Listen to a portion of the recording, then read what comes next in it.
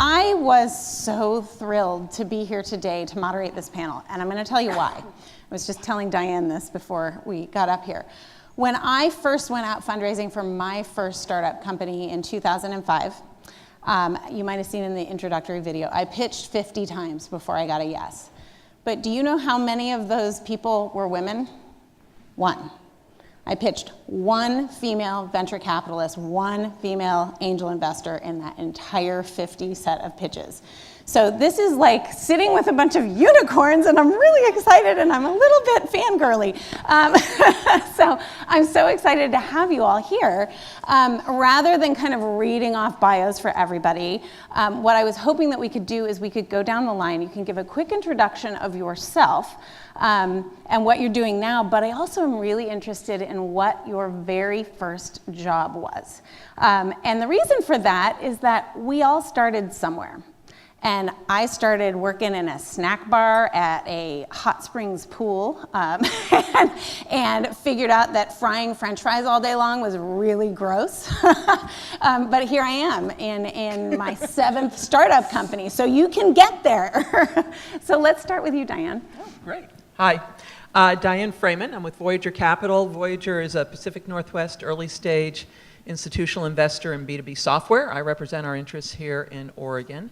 And my first job was, I was a big tennis player, and I got to work in a tennis clothing store doing the inventory in the back room, and I think I got 20% discount on clothes, which discount on clothes is still a really important thing to me. So, so that was the first paying job, I think. That's better than mine. Yeah, maybe. Yeah, French fries, yeah. Excellent. Priya. Hi, I'm Priya, and I'm with M12. We were formerly known as Microsoft Ventures. We are the formal VC arm of Microsoft, and we invest predominantly in enterprise startups across Series A and Series B stage. And my first job was actually a hip-hop instructor at the local YMCA, so it was in middle school. Wow. You do a little demo, yeah. Demos later. Hi, everybody. My name's Anargia. I'm an investor at a firm called Mavron. I'm based in San Francisco. We invest in just B2C businesses, so we define that quite broadly. We do fintech, health tech, e-commerce, social apps, and more, primarily focused on Series A, but do some seed investing as well. My first paid job was teaching advanced math to kindergarten through 3rd grade as an after-school program. Excellent. And in full disclosure, Mavron is an investor in my company, Public Market, in a seed stage investment. So I want to make sure you know that, in case there's any favoritism. Excellent. Hi, hello, everyone. I'm Neeta. I work for Micro Enterprise Services of Oregon. We are a nonprofit supporting entrepreneurs with different programs in technical assistance to lending to grants and many other things. I'm Julie Harrelson with Cascade Angels, based in Bend, Oregon. For those of you that don't know, Bend is actually the geographic center, well, of the universe, but it's almost equidistant, really, to Seattle, San Francisco, Salt Lake City. It's easy to get to Portland. So we invest primarily in Oregon and more broadly in the Pacific Northwest, and we are a collaborative venture fund. My first job, it won't surprise you to know I started a business. I cleaned houses for my teachers. It was before I could drive, so I rode my bike with a backpack with cleaning supplies and you know, brooms and stuff, used their vacuums, or my mom took me in the car. And then secondary to that, at the same time, I was a newspaper folder for a financial journal. Set me up for success. Clearly you read from the papers you were folding. Yes, clearly those early financial indices were extremely important to informing my current career. My name's Jessie Draper. I run Halogen Ventures. We do early stage female-founded consumer technology. We have 47 portfolio companies. One just had an exit last week. Eloquy sold to Walmart, so I'm really excited today. yeah, we invest all across the country. We have a couple in the Pacific Northwest. I would love to have more from Oregon, so I'm excited to be here today. Thank you for having me. And my first job was, when I was 16, I feel like I was a camp counselor forever, but then when I was 16, I worked at my best friend's mom had a doggy daycare, and I worked there for a couple of years, actually, in high school. And you learned very quickly that there were like notorious poop eaters. And so you had to clean up the poop like really, really fast. I got nothing about how that really, the responsibility. You take care of the problems right away. Yeah. Don't let problems I solve problems, fester. exactly. I just face the music. I just solve it right away, exactly. That's excellent. Well, I'm really thrilled to have all of you here today. I think one of the reasons that I'm so excited to see so many more women that are acting as investors is that, as we've heard on many of the panels and from many of the speakers today, you have a different perspective on what it takes to succeed, but also what problems could be solved and could be profitable and growing businesses. And so my hope for today's panel is that we can leave the audience with some very good and tangible advice on how to approach their businesses. We hear a lot about how difficult it is to be a minority or be a woman in business, but really I think that this group of people is so well equipped to give really strong, solid advice. So I wanted to start with a pretty basic question, but it's one that I feel like I answer over and over and over again, and that is, there are a lot of great ideas. A lot of great ideas out there. Many of those ideas could become profitable businesses, but they're not necessarily things that your traditional angel investor or venture investor would invest in. So I'm hoping that maybe one or two of you could volunteer to talk a little bit about what makes a company, what makes a founding team venture viable. Because it doesn't mean that the idea is a bad idea. It just means that it may not be something that could be invested in through the traditional methods. I'm happy to jump in here. And this question is actually near and dear to my heart because we invest in all over the US, and we care a lot about investing in women founders, people of color founders, just generally underrepresented founders. And over my years of doing this and seeing a lot of companies every day, every week, every month, every year, I noticed that a lot of the founders that are more diverse founders are less prepared to figure out exactly what is the nuance between a venture scale company, an institutional venture scale company, and a company that's just going to be a great company but is not necessarily venture scale. So to give you all some context, our fund is about $160 million. We're on our 6th fund, and the kinds of returns that institutional investors need are big, and they need to happen in a short period of time. So in 5 to 7, maybe 10 years, we need the companies to go from what we say obscurity to ubiquity. And there are plenty of businesses that will grow at a really nice, steady clip, and the founders or founder can make a lot of money by owning most of the business, by getting acquired early, or by selling it to another strategic. But the kinds of businesses we invest in, we want them to go from, let's say, a couple $1 million of revenue the first year, in the teens the next year, in that 20, 30, 40 range the year after, and after that getting close to $100 million in annualized revenue in that first 3 to 4 year time period. And then the valuations, of course, will be, whatever it is after that. But understanding how a company can grow at that pace, what are the advantages to grow at that pace, how can the company start in a particular sector or product or app or sphere now, and then flex above that over time to be a bigger business and to warrant an even bigger valuation is something we think about a lot. And then to answer your question about team, we're really betting on that team and that founder and that executive team. We are less likely to take team risk, but are more likely to take product or market risk, because we understand that product and market will for sure change over time, but we want to make sure we are partnering with the right people who can navigate the ups and downs to really take that business to ubiquity. That's excellent, thank you. Julie, does it differ in the angel world for you? Yeah, interesting perspective. So I think it varies angel fund to angel fund. In our case, and I would say broadly, I think it's important as an entrepreneur when you're seeking funding, kind of know which funders operate in which part of the capital stack, right? So we're a little bit earlier. We invest in seed stage companies, so usually pre-Series A or just Series A. And we don't have the expectation of that type of return. So we have a little bit more patient capital approach. And so also angel funds are evolving. So there's a lot of narrative about how difficult it can be to work with angel funds and so on. And one of the things that we've done is developed a repeatable process for our collaborative decision making so that when entrepreneurs come through, it's more quick. It's more quick for us to understand if it's a viable opportunity, and it's less waste of the entrepreneur's time to go through our process. But what we're looking at is kind of similar time frame of 5 to 8 years, but our return, we're looking at like 3 to 5x.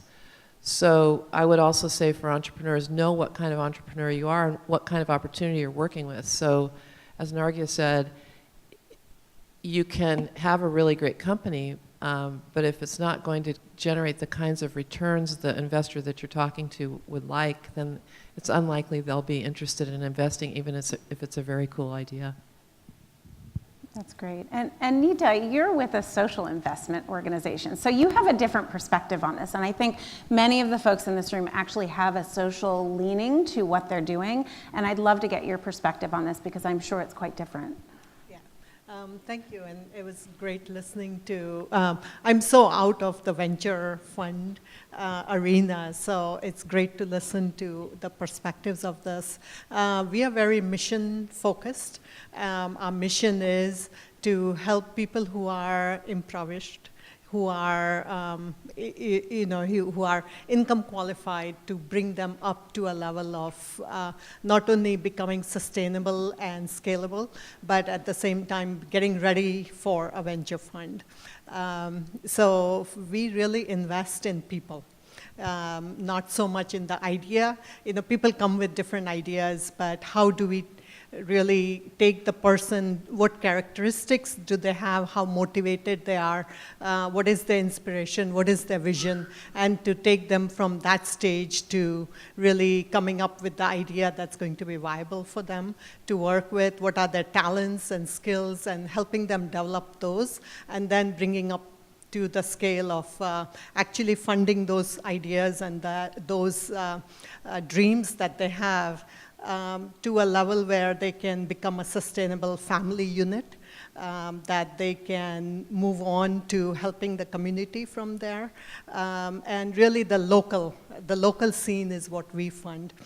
So we are not really looking at scalable business and how large they can get and how long or how fast they will scale, but to really being long-term sustainable in the community. I think that theme of helping an entrepreneur get on their feet, get successful, and then give back to their community or give back to the entrepreneurial community, we hear over and over again. And I think that it's nice to see that it can happen at different scales and in different kinds of businesses. One of the things that I've noticed a lot when we're talking about underrepresented entrepreneurs is that imposter syndrome is just so prevalent.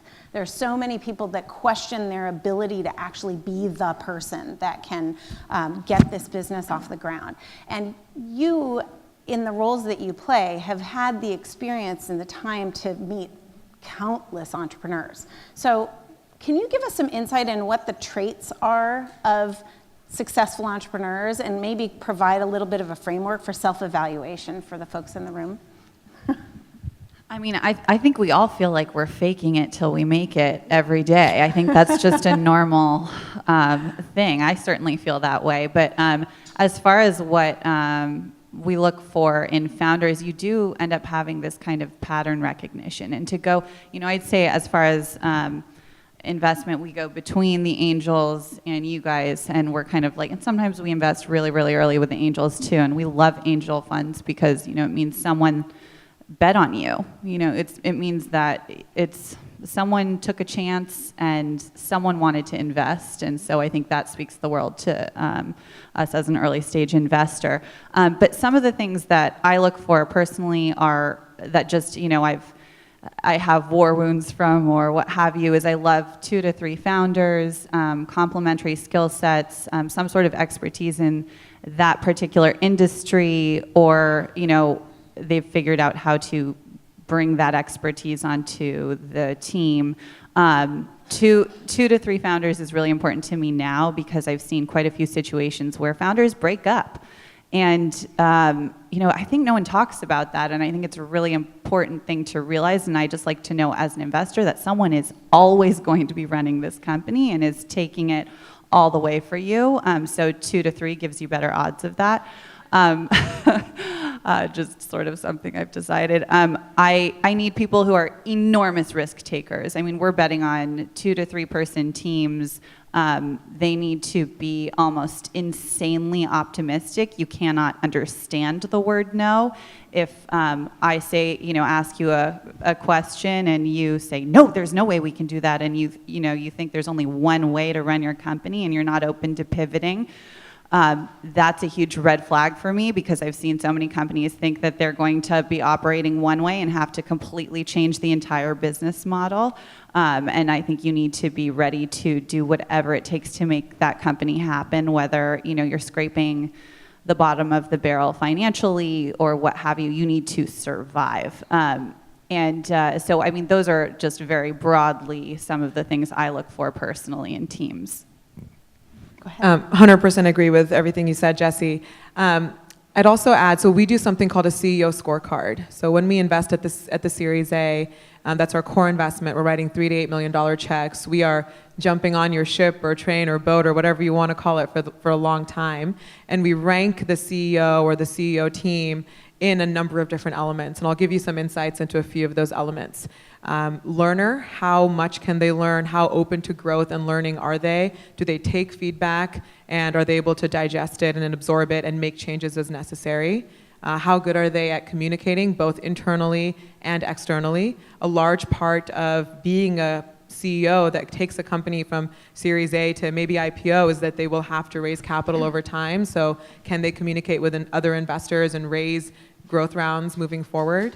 Can they hire and inspire? How good is their network? Can they access top-tier talent and convince them to come on board? Do they have any specific domain knowledge, expertise, technological insights? Are they turning their PhD work, for example, into a company?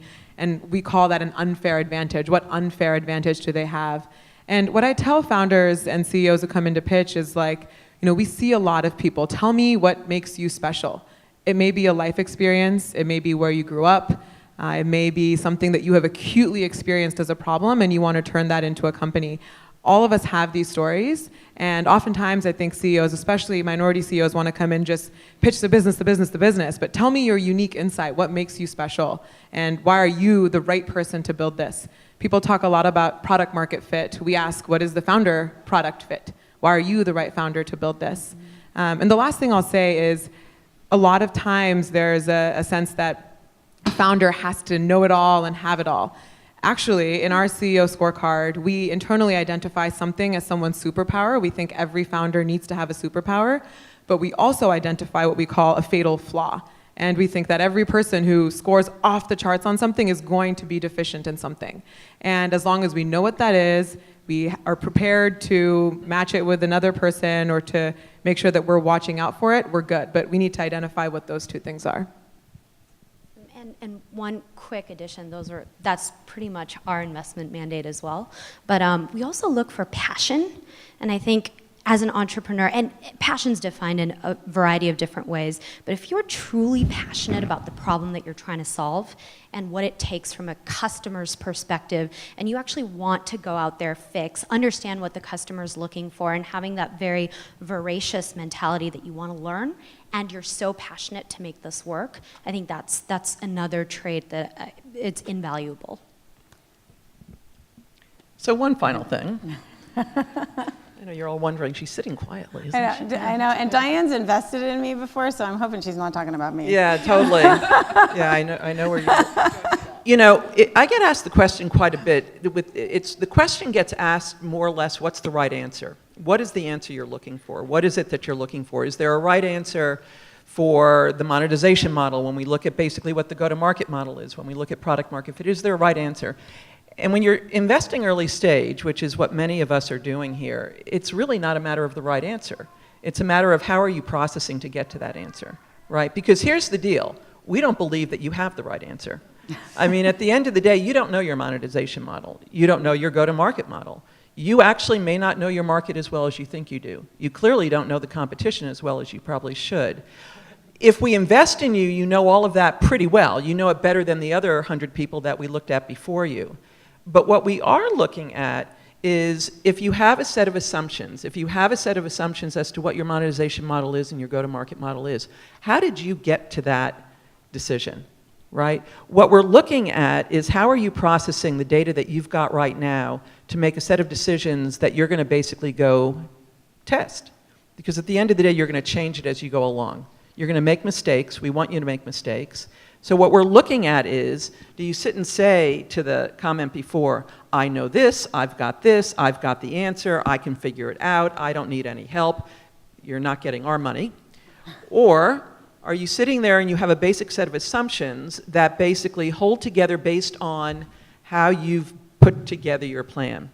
Because in that case, we can work with you. We can sit and say, what is it that you spin? What dials are you moving that basically gets you so that when you do need to change the monetization model, or you do need to change the go-to-market model, right, the way you process this, the way that you manage your team to process to that answer actually is going to get you there. And so it's really a matter of how you think at the point of basically us becoming interested in writing you a check. I think that's fantastic advice as well. So riffing a little bit on what Priya said, she's talking about this passion, this just absolute conviction that what you're doing is the right thing. The flip side of that is doubt, right? So oftentimes your entrepreneur both feels an incredible conviction about their idea and a ton of self-doubt as to whether or not they're going to be able to pull it off. And that's just the reality. So how many people in the audience here have gone through a process of going, oh God, should I keep at this thing or should I raise the white flag? Should I cash it in? Yeah, so, okay. Can anybody on the panel give an idea of a framework for how you might think about making that really hard decision of like, put on the boxing gloves and take that damn problem down versus raise the white flag? I can see Julie's like chomping at the bit over here. Don't do it. Don't do it. I was about to say, like, if you have investors, please don't do that. Please don't wave the white flag. Figure out how to, make back the money, whether you're selling off the assets or what have you. I think that's, don't take investment if you're thinking of shutting this thing down. There you go. Really morbid. I was just like, don't. That is a very multi-layered question that you just asked. And I think it goes a little bit to the question about imposter syndrome. So many things I want to say. I'm just going to say one. To drive I'm a lifetime entrepreneur and became a fund manager in the last 5 years. So I think the heart of this is if you've been told your whole life that you're an imposter, of course you feel like you're an imposter because that's what you've been told your whole life. The way to get so this is for early stage folks. So the way to understand if you've got what it takes to go forward is to make sure that you get the information and support that you need to do that. So what I always say when I'm talking to entrepreneurs about my own experience, when people say, "How are you, Julie?" and I say, "Oh, good. I wake up with a smile on my face and terror in my heart every day." Right? So it's not. So there's a certain will that it takes to do this, and a certain coachability and ability to learn, so that you know whether you just are constantly assessing if you're in the window where you're going to keep moving towards success, or if you need to shut it down. And as Diane said, there's no magic formula to that. A lot of what happens around funding is that people just run out of money before they run out of time. And I just think that constantly querying people in your world that maybe have more experience to actually provide that kind of framework is helpful. But this is not easy. This is not an easy thing to do. And I was at the Built Up Festival last Friday, and they showed some statistics about the level of anxiety and depression in entrepreneurs. And it's stunning. And I think it's a lot because that, creative people go in, want to exercise their vision and turn things into something. And there's a lot of stress related to it. So that persistence and getting the kind of support that you need is really important. Absolutely. I guess Anything else on this? Yeah, Yeah, I have go a ahead. simple answer, right? I think if it's breaking your family, you're getting sick, you're getting ill, shut it down. So. Very good point. Yeah, we had a company that it's actually made me rethink. I never had an issue with, I mean, this is very blunt, but I never had an issue with husband-wife teams before, and I had heard other investors say, don't invest in husband-wife teams because if they don't have a backup plan, you really, there's nothing you can do. And so we had that happen actually where it was a husband-wife couple. They had 3 kids. They just couldn't raise anymore. They couldn't do anymore. We're a small fund, so we couldn't continue to invest. And their other investors, they just couldn't get that big Series A investor. And we tried everything. And so they started figuring out how to sell off the assets. So we're still making the money back, but again, have a backup plan like that. And that's devastating because I really still believe in this founder. I still believe that this is going to be could be a multi-billion-dollar company. I have a slightly different perspective on this, where I think everyone as an entrepreneur should go into it thinking failure is acceptable and failure is okay. And if you think about that, you almost get that failure mindset out of the system and you experiment a lot, you have the appetite to take a lot more risk. And at the end of the day, do keep in mind, as investors, the way our returns work, it depends, of course, which stage of an investor you are, but you usually make 10 bets and 2 will perform phenomenally well. If you're a good fund, yeah. And then several will go out of business, and then there'll be a few in the middle, right? And so that's just the reality of it. And so I almost think that going into this thinking failure is not an option, holding yourself to this bar almost can be preventative from exploring the unreachable. Absolutely. Great. So one of the things that I recently read that I thought would be very interesting for this audience was a study that came out of Columbia University. It was based on the TechCrunch conference, and they listened to all the pitches and then listened to all the questions that the investors asked of those founders or the folks that were pitching. And they found a very distinct difference between the questions. This was looking at women versus men. The questions that women were asked versus men were asked. They were asking around the same topic, but they had a very different tone or bias in the inherent bias in those questions. And so about 2/3 of the questions that men got were very promotional in nature. So they were things like, how are you going to build your audience? They're looking at the positive side. And the flip side is about 2/3 of the questions that women were asked was preventative in nature. How are you going to prevent churn from your audience? And so there are inherent biases. I'm certain this looked only at the difference between male and female pitches or founders. I'm sure that that same dynamic probably exists with the minority pool of investors as well. So my question for you is, have you caught yourself in any of these kinds of implicit bias when you're reviewing potential pitches? And I know, Jesse, you mostly look at female founders, so I don't know if the male versus female comes into it, but No, but actually I was just thinking, personally I've dealt with that a lot because I have way too many investors, and when I was fundraising, I felt like I had to be held to a much higher standard, and numbers-wise, everything-wise, and you just had to know everything like the back of your hand. It was very different, and then I would be going to the same LPs that other men who didn't have a track record were, they would be raising a similar size fund and they'd be getting $1 million check with 0 track record. And I'm like, I have multiple exits. I have a 25x return. I don't know why. But then they'd write me sort of a, like a $250,000 check. And it was just really fascinating hearing the talk around town from these other VCs who just decided.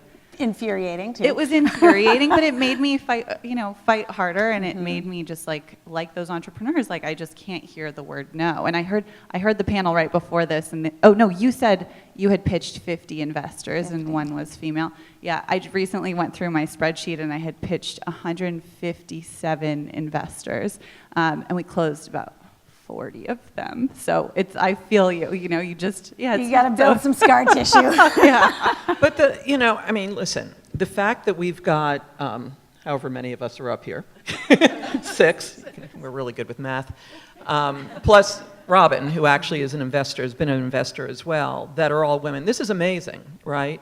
I mean, we're still very much in a learning environment here. Just reality. We're Voyager right now, we're investing out of Fund 5, we're also finishing the raising on Fund 5. Every single solitary time we're going to go pitch a female LP, the boys think that they need me in the room. This is just the reality. Diane has to go on that one because there's going to be a woman LP in there, and so we've got to have the woman in there to make sure that they understand that the woman can talk to them. It's like it's a bunch of shit, right? So, but that's the reality.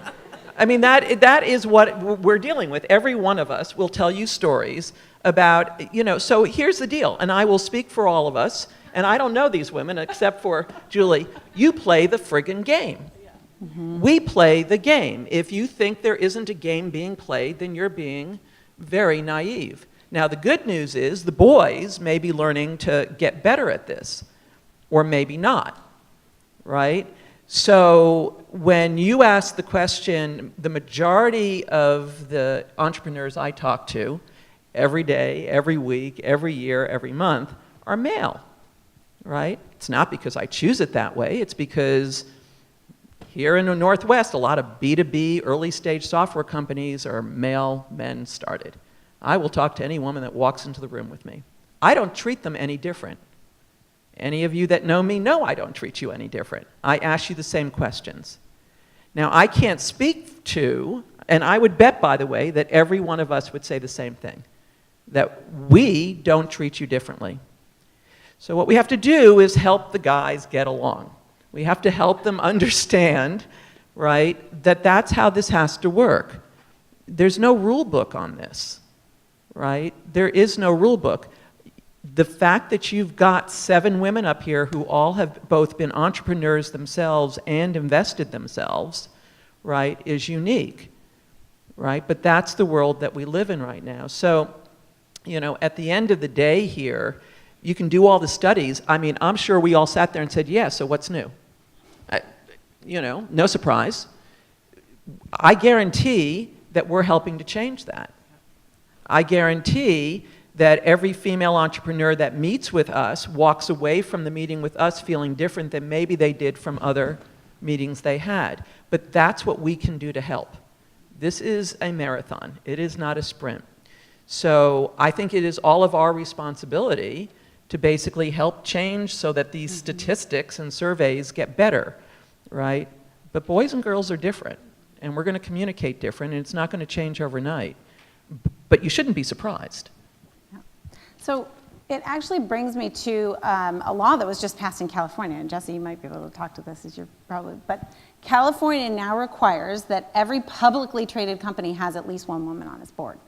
Now that doesn't apply to all of these privately held companies, but what it does bring me to is that many of the people in this room are going to need to form their board of directors for their company for the first time. If they haven't already, they're going to do it soon. So how should they think about that? Is gender diversity, is cultural diversity, is racial diversity on that board important? What's the most important set of things that they should be considering as they look at board formation? You are a fool if you want to have all white men sitting on your board. Sorry about that, but I think it's really true. At the end of the day, you need different lenses, you need different views, you need different experiences. In the same way that you're going to look at a board that basically somebody maybe has vertical expertise for network effect, and someone else is a good CEO coach or has built a company themselves and taken it public. In the same way that you're going to look at feature functionality of the people on your board by the sector, the experience, the geography, the the vertical, you should look at them as well as it relates to diversity. I will guarantee that you will get a broader breadth of experience sitting around you, number one. You will get better network effect, number two. And number three, I think that what you'll have is a much better experience in terms of being in the boardroom with those individuals.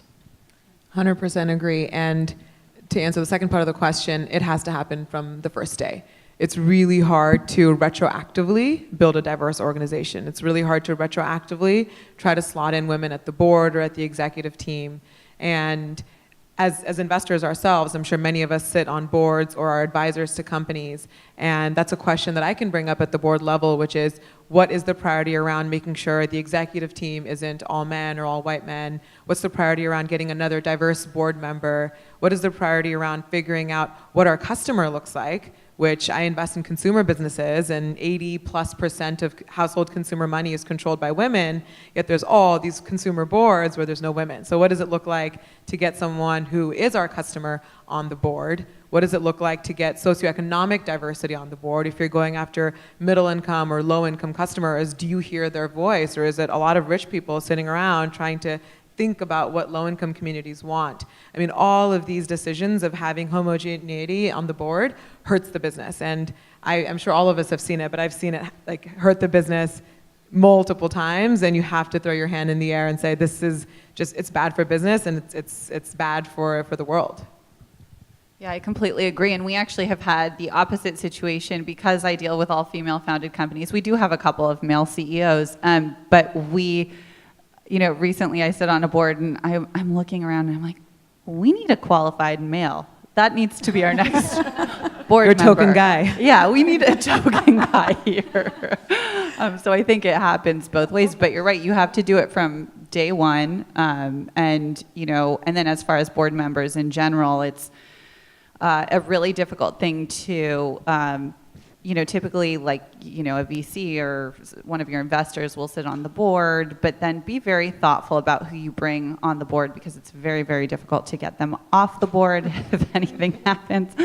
But yeah, board members are key. That's like more than a marriage, like investor-founder. It's like a much closer investor-founder relationship. And related, don't rush the board member. It's totally okay to, quote, date a board member over a period of time, do monthly, weekly interactions to see if they're a good fit, because again, they have a vote, it's hard to get rid of them, and you want to make sure it's a really good fit until you rush and just get someone on just because their resume looks good. I think clarity around board responsibility, accountability, their preparation, what they're going to contribute is extremely important as well. That's a good point.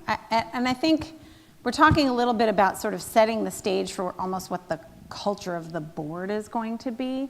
But that also brings me to, how important is it to be thinking about, from the very nascent stages of a business, building the culture and doing that deliberately rather than letting it happen? Sorry, go ahead. So I think culture, whether you like it or not, it sort of defines itself from day one. So there's informal and then there's formal versions of culture. And so you might not even realize it. You might be a 2-3 person company and there's already a culture that's being formed. So being purposeful about it from day one and how you want to envision that culture as a 100-person company, as a 1,000-person company, and implementing that even as a 2, 3, 4-person company is, I think, somewhat critical to be purposeful about. Yeah, I think culture and crypto are the two most overused words in Silicon Valley right now, and everybody's talking about both of those things. And people have a misinterpretation of what culture is. Many times I'll ask a pitch, like, what's your culture? And they'll say our culture is free lunch, and you can bring your dog to work, and there's massages on Fridays. That's not culture. Those are perks. They're lovely. I would love them myself, but those are perks. Culture is other things. Is every voice heard? If someone has a different opinion, do they feel welcome? Are they able to express that different opinion? It's a number of things. And largely, the founders said it. The founder or founders or those initial people said it. So whatever they do, behave, other people see those things. They see it in the interview process. They see it when they join. Especially junior people will mimic it. So if there's a culture of not sharing information, then I would come in and say, okay, let's say I'm an employee. Well, no one else is sharing information, so I'm going to hole up in my laptop, and maybe we're going to repeat work, but that's just the culture of the organization. So those behaviors are set really early. And in my experience, the companies that have the best culture are really intentional about it. They talk to each other, they learn, they iterate, they make decisions like, we don't want this to be our culture, we want something else to be our culture. And there are a number of great external consultants people can bring in to help mold it and frame it, but again, it has to come from within the soul of the founders or the founding team. You know, one great story about culture where they were thoughtful about going about it in the beginning is I'm friends with Alexis Maybank, who founded Guilt Group, and she has this great story about how she looked around with her, you know, they essentially had a five-person team at this point, and they looked around and they all took the Myers-Briggs test, and they were all the exact same personality type, and so then they used that to hire from then on and made sure that they were always hiring different personality types. That's interesting. You know, culture, I think it comes back to, you say it comes from the founders. It's a leadership skill, right? It is, everything you've heard us say on every single question comes back to the people that we write a check to, right? You can have great markets that you love. You can have disruptive technologies or business models. Those are easy for us to do due diligence on. Right? We either decide that the market is tremendous, that it's not so busy, that there's room to grow, that you can break out, that it's a business model or a technology that's highly disruptive. You hear that, that's what we do, right? But the way to money is through the people, and so whether it's the people that we're putting our money into because they've got their egos in check and because they're really bright and they're really passionate and everything else, but that same leadership is what's going to define the culture, right? You can't really teach that. You can mentor that, you can set it free, you can help to extend it, but I've yet to see a company where you don't hear the problems about lack of transparency or politics inside that isn't coming from that very, very top leadership level. And so it is all about leadership. And I think one of the things that a board can do and that investors can do is let it be know how important it is to take that leadership capability and to, in fact, not just build a great product, but to build a great culture as well. That's something that we expect, because, by the way, it usually ends up being a key component to building a really great, successful company as well. Happy employees do really great things. Good. I think it's a great point, and I think one of the things that's really important about focusing on deliberately defining and living that culture early on is that you're going to get to the point where you have successfully raised some money, we hope, right? Knock on wood. When you've done that, the focus shifts to scaling. The focus shifts to building, and you're so laser focused on doing that it's very hard to sort of take your step back and think about building culture. So I think if you've got the time now to do it, you should take the time to focus on culture. Well, and the bottom line is, shit happens, right? I mean, there's going to be things that don't go right. There are going to be tough conversations. There's going to be times where you have to make tough decisions. Having an environment where you can openly discuss it and where you can openly make those tough decisions without destroying everything else that you've done is critically important. And again, I think a lot of that comes back to the culture that you create, that you can have those tough conversations and make those tough decisions at the point where inevitably they're going to occur. Yeah. So I have one more question for the panel, and then I'll open it up. So put your thinking caps on, guys. So everybody needs to think about scale. So I'm going to go down the line and ask each of you, what is the key thing that you think an entrepreneur needs to be prepared to do or preparing to do now in the early phases of their business to be ready for scale if and when that time hits?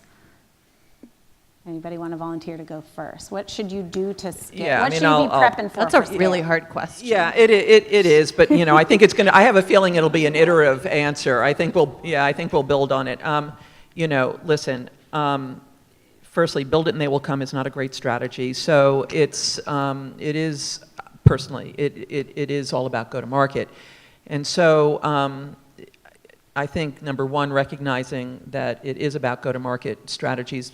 How are you going to extract dollars from wallets early on, not just build a great product and think they're going to find you. But, you know, again, I'm going to go back to what we've been talking about. It's the team. It's the people. It's, you know, to get to scale basically means that you really need a great team that's not just building great product, but that basically knows how to get that product into the marketplace. And what I find with early stage companies and with early stage founders, who are usually the technologists, is that there is a lot of the build it and they will come. When you've got it where the business model is disruptive, where there is from the very get-go a discussion around, yes, we've got a great product, but what we have is a disruptive business model, now you've got something that's really interesting. And if you can build a team around that, I think you'll get to scale in a really, really interesting way.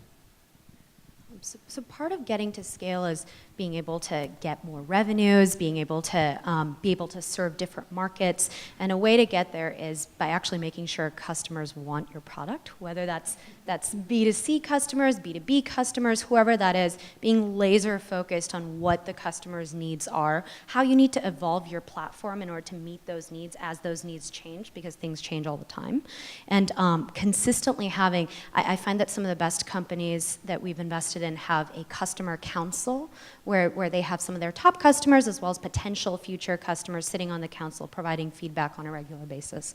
I think having that in your culture is quite important. Something that's been top of mind for me is acquisition. Year over year, anecdotally, we've heard from a number of companies that we've surveyed that acquisition costs, customer acquisition costs have gone up 20 to 100%. And everything's more expensive on Facebook, everything's more expensive on Google, and almost everybody, especially in the consumer world, feels like they have to start paying that Facebook and Google tax for every single acquisition. So what's top of mind for me is, as a company thinks about starting to scale, really have your diversification of acquisition channels, experiment, see what works, make sure that you are not entirely reliant on Facebook and Google to build your business. It's very easy to get addicted to the growth that you can see by just pumping money into that and getting a lot of users. But having the fundamentals down, having the foundation where you're able to acquire users for cheap or organically, you're able to retain them. And then as you begin to scale for that Series B, C, and beyond, you really have a strong grasp of every $1 into this specific channel pumps X dollars out, and having that formulaically down is really important as you want to scale. So I would say with the businesses that we help, scaling is if you take risk. So when you are at the right time, at the right place, and you see an opportunity, take the risk, and that's what will help you scale.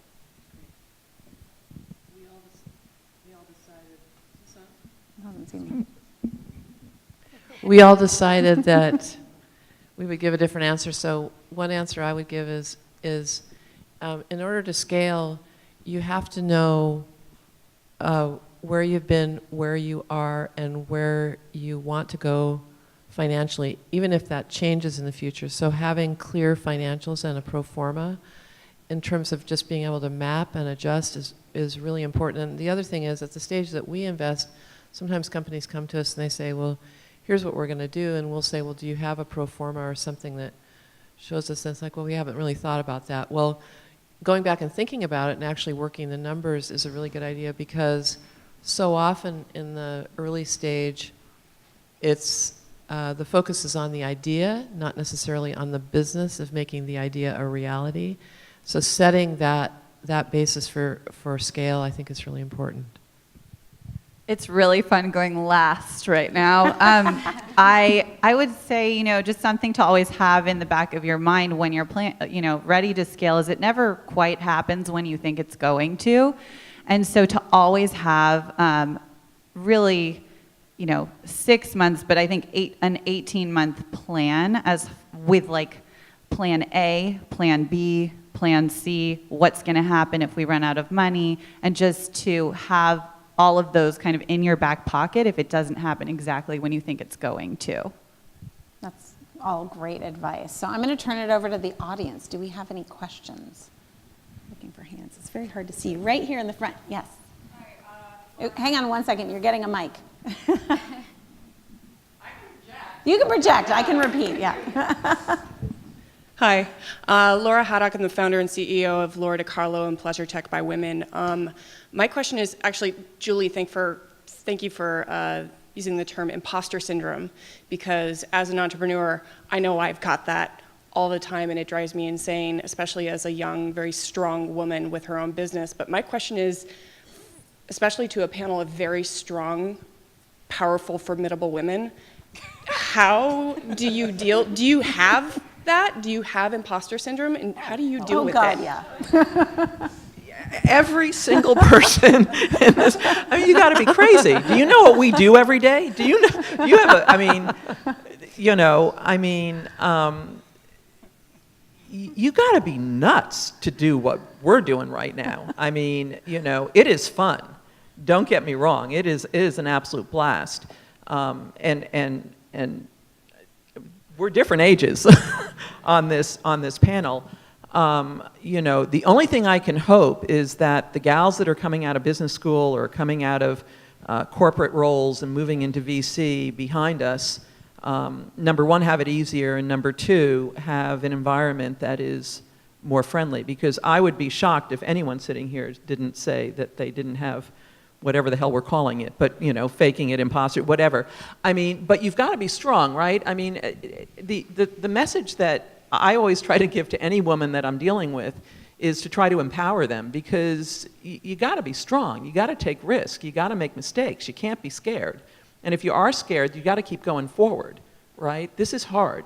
So, am I wrong, ladies? That we all? I just, right. there are times where I just sort of hurl myself at things. Yeah, I mean, and then see. This if is a it crazy business we've if gotten it ourselves moves, into. or I just like, okay.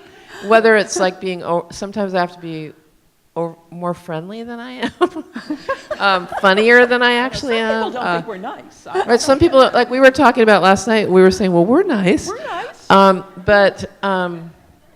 No, Laura, it's an interesting question, because I think, I've been a lifetime student of human development and human behavior, and just trying to figure all this shit out.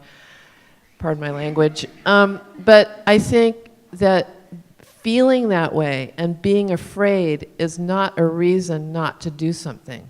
You have to be afraid. You have to be afraid. Fear is really important. Now the question is, having that, like I said earlier, if you've been told all your life that you're an imposter, that's how you're going to feel, but it doesn't mean that you shouldn't try, right? And part of sometimes trying is asking for support. There are times where I feel like I've just gotten out on a big limb, and I'll call somebody, who loves me no matter what, who's smarter than me, or who knows more about what I've been involved in that's caused me to feel I'm on a limb, and ask for some help, ask for some insight. And that is, to me, that's a point of strength, not a point of weakness, right? So I think you just keep going, and it's much easier to pay attention to failure than to success, I think, for a lot of us. And so it's important to make sure to register when we've made progress, and then learn from the failures and the limitations of our own being. But self-awareness, I think, as a leader is really important. I'll add one more thing, 100% have it. But having a toolkit to address it, especially when it's strong, has been incredibly important. And I'll tell you the things in my toolkit. One is having a group of folks around you, whether that's other founders, for maybe many of us, it's other investors who you can vent to or talk to when those moments are really strong. Two, for me, has been reading autobiographies of other really strong folks in history who have had numerous failures but are still one of the greatest minds of our time. Three I'm reading right now: Hillary Clinton's book, Frederick Douglass, and Mahatma Gandhi, all three of their autobiographies. They went through numerous failures. And finally, remembering that even Beyonce has haters. Excellent. We have another question back Well, we here. get the question. There's one thing that's really we've got in our side, right? I mean, women, we talk, right? We share, we talk. When we're like completely freaking out, we usually have somebody that we can actually be honest with. That actually is very powerful. It's something that gives us an advantage, not only when times get rough, and they do, but when we're looking for answers that we don't know, and rather than basically really trying to fake it, where we can actually go and say, I don't know, we don't have as much of a problem saying, I don't know. That is a really powerful, powerful thing. Absolutely. Thanks for the question. Hi, my name is Bianca Reed, and we're from R2C Group. And we're a woman-led advertising agency, and we're looking at ways of giving back, and we're looking at creating a women's incubator program. So outside of funding, what ways do you think women entrepreneurs really need support? I mean, I think marketing is one of those things. How are you planning on setting that up? We're in research phases because what we're realizing is how do we help them with marketing, but it seems like so much more than marketing because a lot of it is education. Like you were saying, they kind of have a product, but they have this limited scope because they're so close to it. So we really work on scaling brands. We've worked with several brands have started really early and we've taken them on that path. So I think the education piece, but also any insights you guys have. The three things that founders ask me for most regularly are PR marketing help, hiring help, and money. Perfect. All right. Yeah, I think supporting them with network building. Again, as we talk about some of the industries, venture capital being one of those that have been hallowed boys clubs for years, I find that a lot of minority founders just don't have the strength of network that some of the guy founders do. So anything you can do to expose them, whether that's through speed dating type things to get to know folks, but expanding their network that could help them, advise them, or give them money. Under-resourced and underestimated entrepreneurs are often over-mentored and under-sponsored. So I think that goes to your point. So this question of utilizing networks and going to communities where I might not be directly involved in learning. And I also think that peer-to-peer models in incubation and acceleration are really helpful. I was just at this conference last week where they had fireside chats and they had an early stage entrepreneur paired with a later stage entrepreneur in the same industry. And so you could sort of see the life cycle, and all the entrepreneurs were kind of learning through like the whole path of School of Hard Knocks, how that works. Excellent. We've got time for one more. I think we've got it right back here. If you can come forward and get the microphone, turn right around behind you. There you go. Hi, I'm Jordan Hales from the Radical Brand Lab.